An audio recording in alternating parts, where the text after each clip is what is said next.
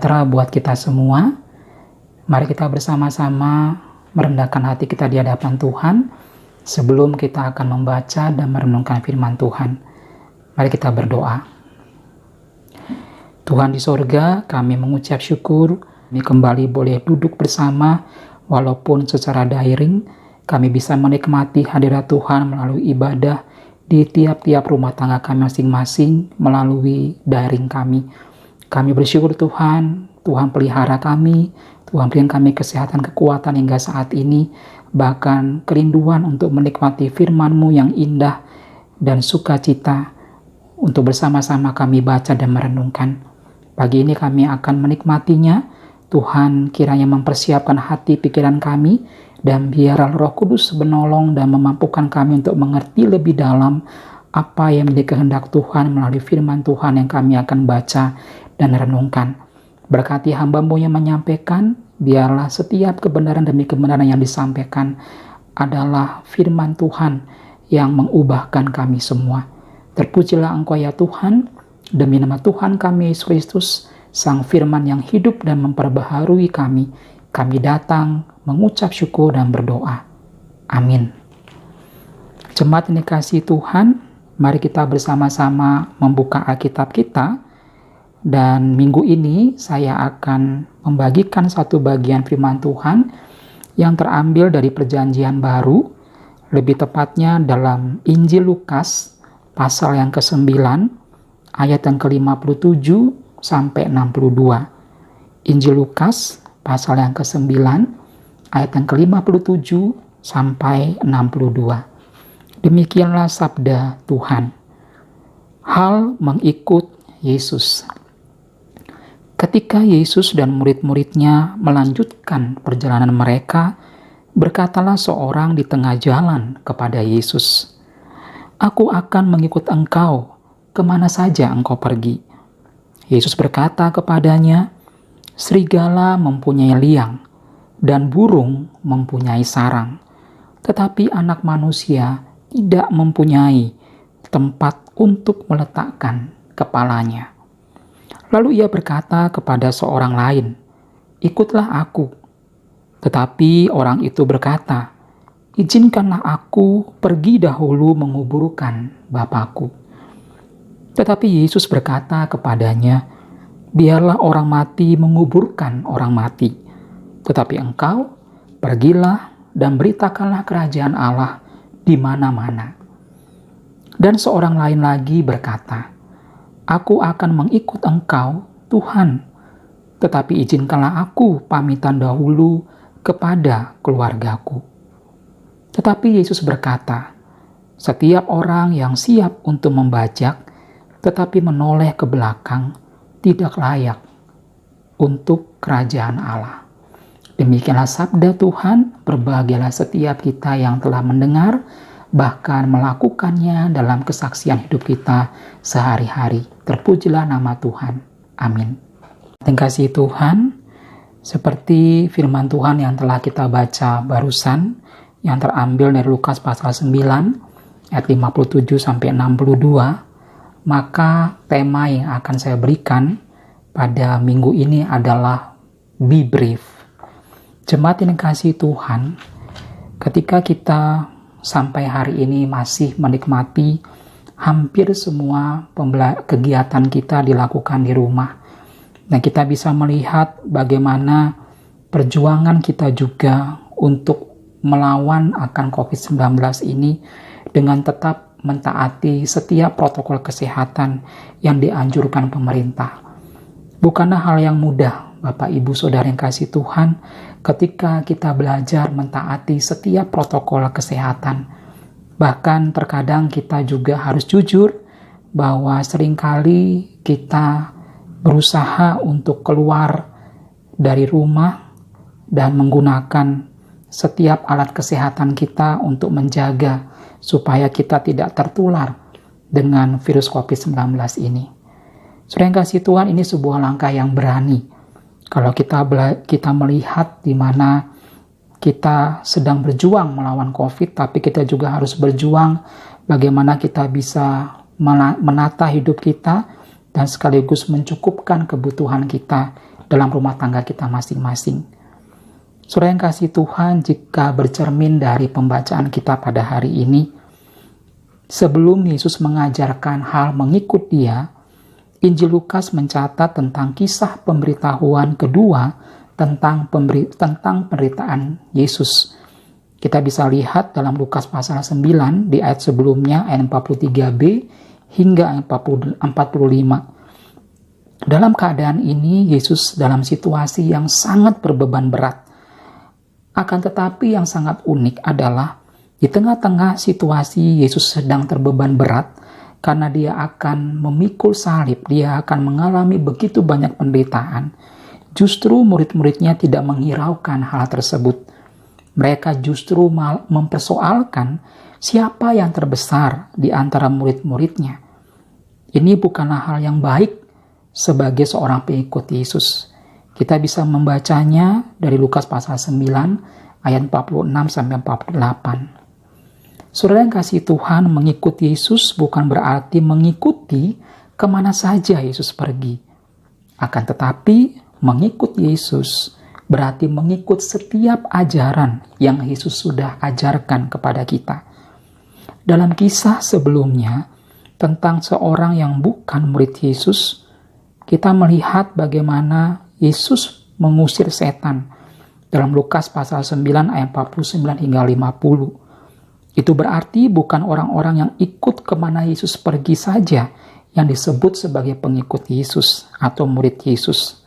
Seperti dalam Lukas pasal 9 ayat 57 sampai 62 pada pembacaan kita hari ini. Di sini boleh menceritakan bagaimana Yesus mau mengajarkan kepada orang-orang saat itu tentang hal-hal mengikut Dia. Nah, saudara yang kasih Tuhan, hal-hal apa saja yang kita bisa pelajari dari pembacaan teks kita hari ini? Dalam pembacaan kita hari ini saya ingin membagikan kepada kita ada 3 hal yang akan kita bahas mengenai bagaimana kita berani menyatakan diri sebagai pengikut Kristus. Hal yang pertama yang harus kita miliki sebagai seorang yang berani menjadi pengikut Kristus adalah tidak memikirkan kesenangan dunia. Mari kita melihat ayat 57 sampai 58 dalam Lukas pasal 9 ini. Dalam ayat 57 dikatakan demikian. Ketika Yesus dan murid-muridnya melanjutkan perjalanan mereka, berkatalah seorang di tengah-tengah jalan kepada Yesus, "Aku akan mengikut engkau kemana saja engkau pergi." Saudara yang kasih Tuhan, kita melihat karakter orang yang pertama. Kita melihat dalam bagian ini, ada seorang yang langsung mengajukan dirinya dengan membuat sebuah pernyataan bahwa aku akan mengikut engkau kemana saja engkau pergi. Saudara, ini bukanlah hal yang mungkin tidak baik. Tapi kalau kita melihat dalam bagian ini, kita melihat bahwa ini merupakan komitmen yang baik. Akan tetapi, Yesus telah mengetahui isi hati dari orang yang pertama ini. Karena sebenarnya orang yang pertama ini hanya mau mengikuti Yesus demi menyenangkan dirinya. Dalam bagiannya kita bisa melihat bahwa orang yang pertama mau mengikuti Yesus untuk mendapatkan keuntungan yang besar. Karena bersama dengan Yesus, dia berharap bisa mendapatkan kebutuhan jasmaninya bisa terpenuhi. Bahkan dia bisa melihat bagaimana Yesus melakukan mujizat kepadanya. Oleh sebab itu, Yesus merespon akan pernyataan dari orang yang pertama ini dengan berkata, "Serigala mempunyai liang dan burung mempunyai sarang, tetapi anak manusia tidak mempunyai tempat untuk meletakkan kepalanya." Saudara, apa maksud dari pernyataan Yesus ini? Pernyataan Yesus ini mengandung arti yang sangat dalam kalau kita menyimaknya. Dalam hal ini, Yesus ingin memberitahu kepada orang yang pertama bahwa mengikut Yesus bukan karena kita ingin mendapatkan kenyamanan, bukan karena kita ingin mendapatkan keuntungan, kekayaan, keberhasilan, dan sebagainya. Sehingga dalam bagian itu, Yesus mengatakan bahwa anak manusia tidak mempunyai tempat untuk meletakkan kepalanya. Saudara, dalam bagian ini bukan berarti Yesus tidak punya tempat tinggal. Tetapi kita bisa melihat dalam bagian ini bahwa Yesus mau memberitahu bahwa mengikut Dia tidak dijanjikan, atau Yesus tidak menjanjikan bahwa mengikut Dia itu akan mendapatkan kesenangan selalu, keberhasilan, kekayaan ketika kita mengikut Dia. Saudara, sebagai pengikut Kristus di zaman ini, refleksi kita pada pembacaan kita dari orang yang pertama ini adalah, marilah kita menjadi pengikut Yesus yang bukan hanya ingin mendapatkan kesenangan dunia, ingin mendapatkan kenyamanan saja dengan mengikut Dia. Mari kita luruskan motivasi kita. Jangan sampai kita hanya ingin hidup kita diberkati, tetapi kita tidak mau menjadi berkat bagi orang lain. Saudara, bagian yang kedua, kita akan melihat karakter orang yang kedua. Dalam ayat 59 sampai ayat yang ke-60. Perhatikan ayat 59. Pada orang yang kedua, ini berbeda Bapak Ibu.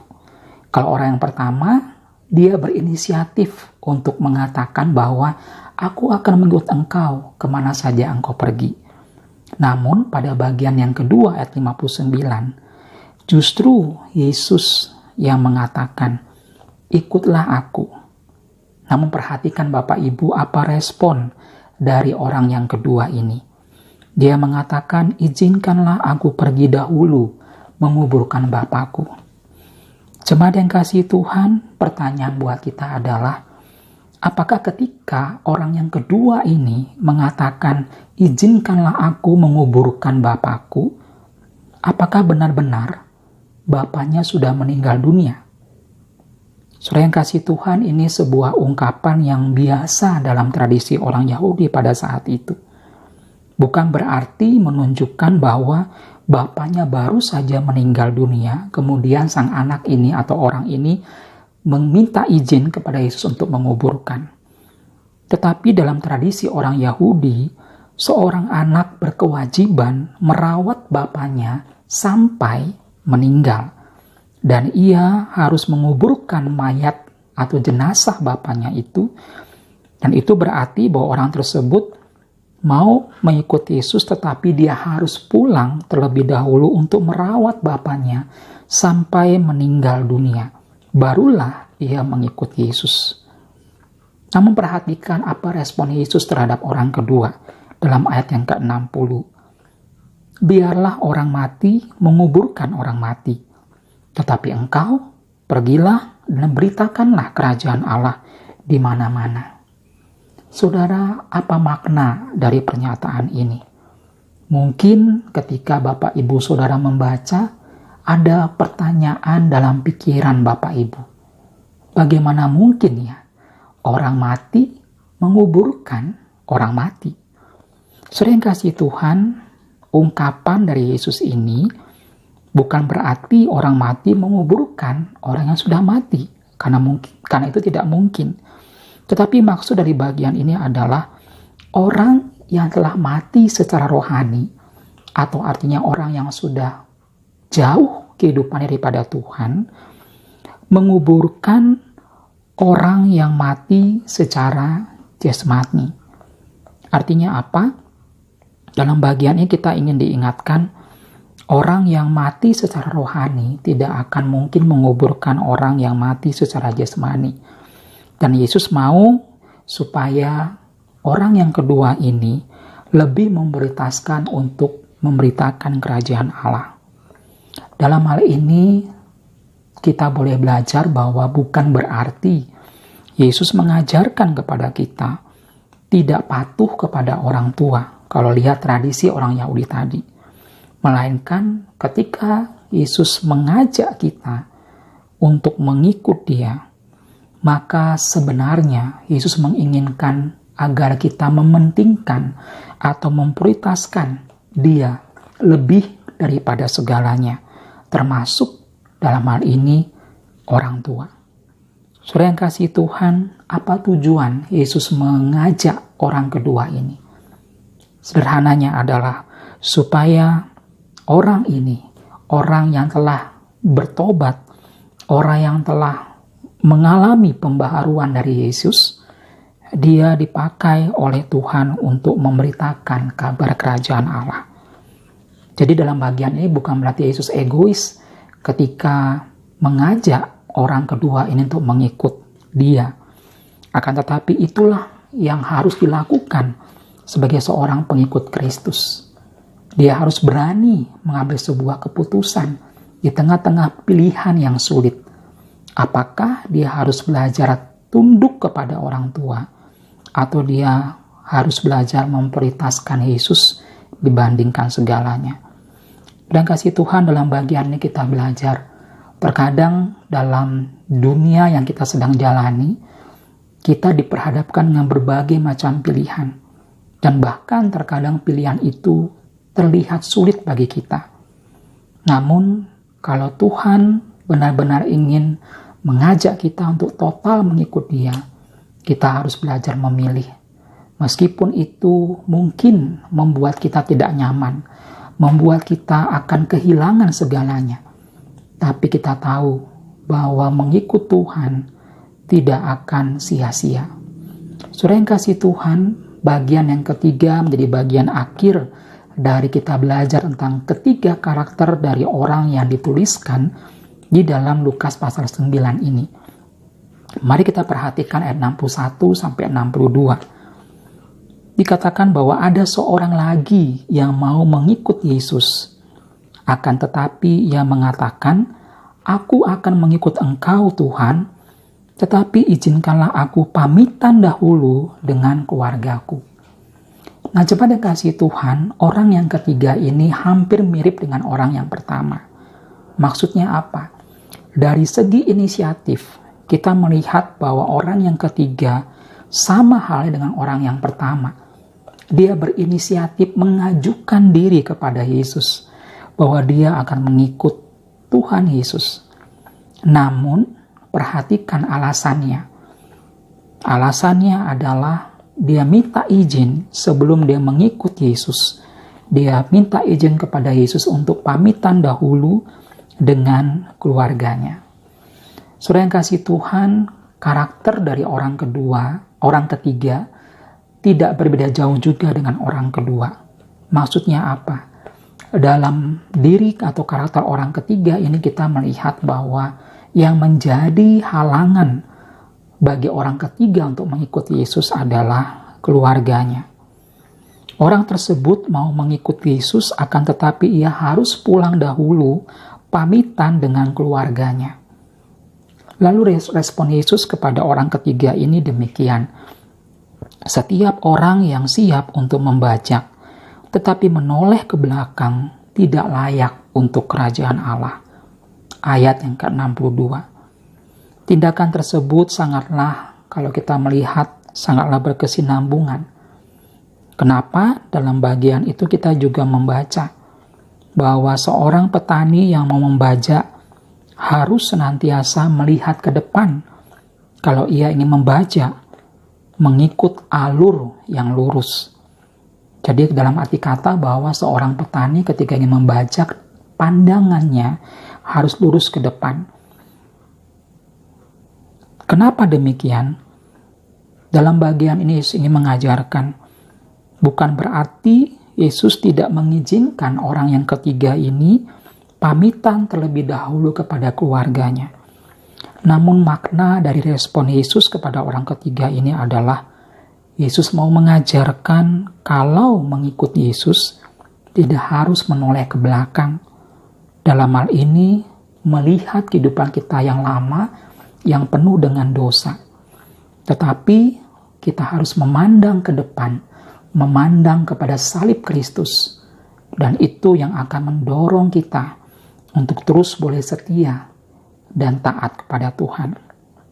Saudara yang kasih Tuhan, be brave, jadilah berani mengajarkan kita sebagai seorang pengikut Kristus. Apakah kita sudah benar-benar sungguh-sungguh mengikut Dia dengan sepenuh hati? Apakah kita sudah belajar berani meninggalkan zona nyaman kita? Berani untuk meninggalkan segala hal-hal yang mungkin membuat kita merasa senang untuk melakukan, tetapi sebenarnya tidak sesuai dengan yang menjadi kehendak Tuhan. Saudara yang kasih Tuhan, belajar ya 3 karakter orang yang diceritakan dalam Lukas pasal 9 ayat 57-62. Kita diajarkan bahwa mengikut Yesus bukanlah dijanjikan dengan kesenangan, keberhasilan, bahkan mungkin kemakmuran. Tetapi kita melihat dalam bagian ini bahwa mengikuti Yesus punya konsekuensi dan tanggung jawab yang besar ketika kita memutuskan untuk menjadi pengikutnya. Saudara yang kasih Tuhan, ingatlah ketika kita belajar dari kisah bangsa Israel. Kalau kita melihat ketika mereka berjalan untuk keluar dari tanah Mesir, kita melihat bagaimana mereka hidup di padang gurun cukup lama, sehingga lamanya mereka membuat mereka tidak tahan dengan hidup di padang gurun. Bahkan kalau kita melihat, mereka akhirnya putus asa dan mereka membangun lembu emas untuk mereka sembah. Justru disitulah mereka menyerahkan diri untuk diperbudak oleh iblis. Saudara yang kasih Tuhan, dalam bagian ini kita belajar bagaimana hidup kita berani untuk menantang setiap tantangan yang ada di dalam kehidupan kita, termasuk dalam pekerjaan kita, dalam rumah tangga kita, dalam pendidikan kita. Beranikah kita untuk senantiasa hidup taat kepada Tuhan? Karena kita tahu saat ini kita adalah pengikut Kristus. Saudara yang kasih Tuhan, kita akan mengakhiri tahun 2020 ini dan kita akan memasuki tahun 2021. Namun kita juga harus menyadari sepanjang hampir setengah tahun lebih kita harus berjuang dengan menghadapi virus COVID-19. Saudara yang kasih Tuhan, ketika kita melihat di sekitar kita, bahkan di antara Bapak Ibu Saudara, mungkin ada yang kehilangan pekerjaan, mungkin ada yang kehilangan sanak saudara karena terkena positif COVID-19. Apakah kita tetap berani untuk percaya bahwa Tuhanlah Allah dan Juru Selamat kita? Apakah kita tetap berani punya pengharapan di tahun 2021 bahwa bersama dengan Tuhan kita akan hidup lebih baik, kita akan hidup semakin lebih baik dengan terus berserah kepada Tuhan. Bapak Ibu dikasih Tuhan, bukanlah hal yang mudah. Tetapi firman Tuhan sendiri katakan, kalau kita sungguh-sungguh mengikut Tuhan, maka Tuhan akan menolong kita melewati setiap bagian-bagian dalam kehidupan kita. 1 Korintus 10 ayat 13 mengatakan, pencobaan yang kamu alami adalah pencobaan biasa. Pencobaan yang bersifat umum, yang tidak melebihi kekuatan kita. Mengapa demikian? Karena Allah menjanjikan bahwa Allah itu setia dan Allah tidak akan membiarkan kita dicobai melampaui kemampuan kita. Karena itu Bapak Ibu Saudara kasih Tuhan, marilah di tengah-tengah kekhawatiran, di tengah-tengah banyak orang yang tidak tahu apa yang terjadi tahun 2021, di tengah-tengah kita pun mungkin mengalami krisis ekonomi dalam rumah tangga kita, krisis kepercayaan dalam rumah tangga kita, dalam relasi orang tua dengan anak.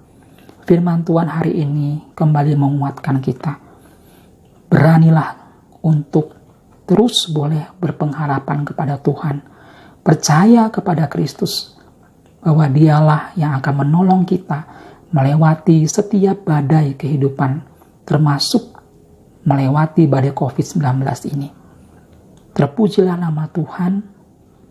Mari kita bersama-sama berdoa menutup akan perenungan kita pada hari ini. Mari kita berdoa.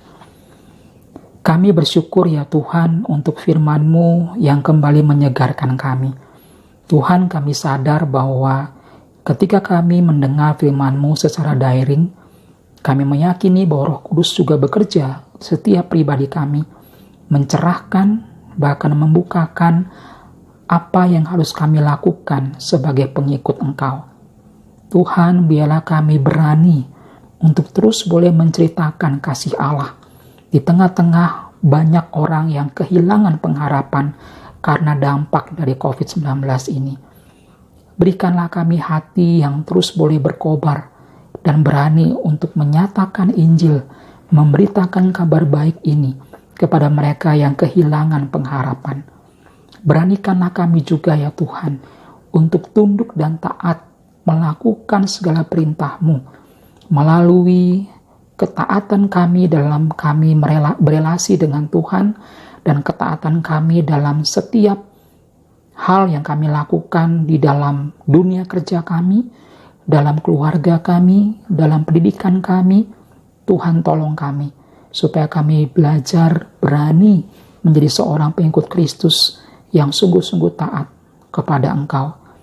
Terima kasih Bapa, Dialah Tuhan yang akan terus menolong kami, dan Tuhan berkati setiap kehidupan jemaat, anggota jemaat GKT Eklesia Surabaya, supaya di tengah-tengah masa pandemi ini, mereka tetap boleh berharap kepada Tuhan, dan hidup mereka Tuhan pakai untuk menjadi berkat bagi banyak orang. Terima kasih Bapa, terpujilah Engkau. Dalam nama Tuhan kami, Yesus Kristus Sang Firman yang hidup, kami menyerahkan akan jemaat GKT Eklesia dan kami semua yang mendengarkan. Biarlah kami menjadi saksi-saksi yang hidup meneruskan firman-Mu. Amin.